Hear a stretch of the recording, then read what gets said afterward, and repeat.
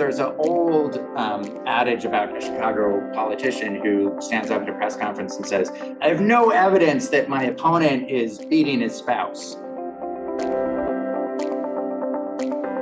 And then the coverage is like, well, you know, there's no evidence that so-and-so is beating his spouse. I think that's the issue. And it's the when and that's why Donald Trump is such a brilliant politician, because he realizes that he can say something, and even within the context of this is not true, some percent of the population that is not predisposed to believe in will come away from that and sort of by osmosis end up thinking like, was that true or was that not true?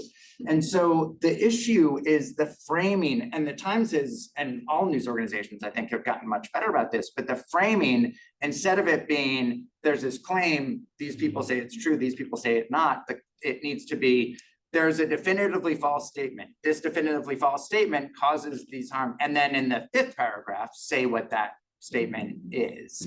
I think that's what's so tricky. I mean, I remember that debate, and it was a really fascinating and tricky debate. And it showed, I think, the asymmetrical side of what is happening in politics.